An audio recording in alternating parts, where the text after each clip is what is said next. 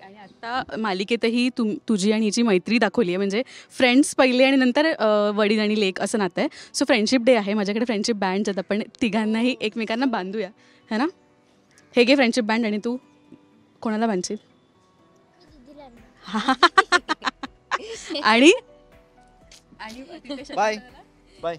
तुला सीन ह्याच्याबरोबर करायचे माहिती आहे ना. तुला आमच्याच बरोबर राहायचं माहिती आहे ना. आणि मी मगाशी हिला म्हणाले की तू एक व्हिडिओ पोस्ट केला ज्याच्यामध्ये पहिला सीन आहे तुमचा तिने रिक्षामधला, आणि कट टू आता तुमची फ्रेंडशिपही बदलली आहे, है ना. सो ह्या फ्रेंडशिपसाठी किती ग्रेटफुल आहात? खूपच. खूप जास्त खरं तर.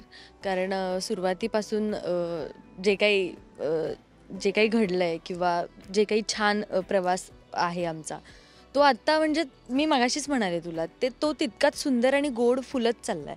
छान वाटतंय. अजून एक मलाच आता त्याला बांध. मी नाही का तुझा फ्रेंड? नाहीये मी तुझा फ्रेंड. मी एवढं छान म्हणाले की बाबा म्हणजे आपला बेस्ट फ्रेंड असतो. कुठे?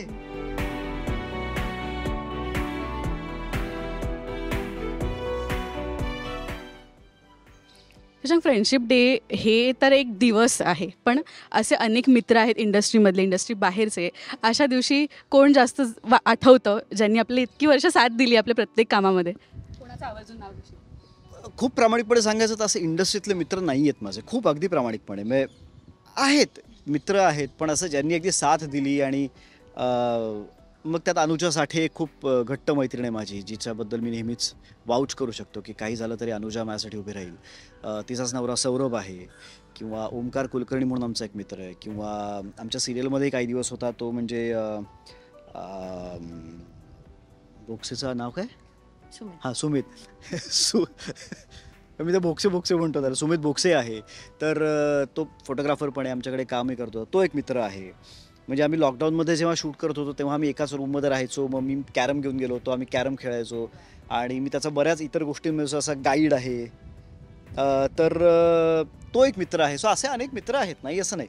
पण डेफिनेटली मला असं वाटतं की बायको ही माझी सगळ्यात चांगली फ्रेंड आहे, ज्याची मी वाटेल ते शेअर करू शकतो, सांगू शकतो, आणि सगळंच म्हणजे. Shout out to Priyanka. अगं तुला नको. हे सेम कलरचं आहे. हे चालेल, सेम कलर. तुलाच बांधलं ना मग. अगं पण तुला पण बांधायचंय, तूच बांधणार. मला ना डायमंड वाला होता. तिला नाही आवडत.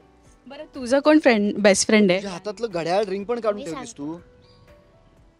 मी सांगते म्हणाली, मला बांधू दे, मी सांगते. हा ठीक आहे, चल झालं बा. तेच तर म्हणतोय मी. राखी बांधायला आलीस, आपलं काय फ्रेंडशिप बँड बांधायला आलीस, घड्याळ कुठे आहे? बरं, तो जोपर्यंत दादा बांधतोय तिला फ्रेंडशिप बँड, तू मला सांग तुझं बेस्ट फ्रेंड कोण आहे आणि काय काय तुम्ही फ्रेंडशिप डे कधी सेलिब्रेट केलास का? नाही, हे जी आपल्या मिलेनियल्स लोकांचं डे आहे.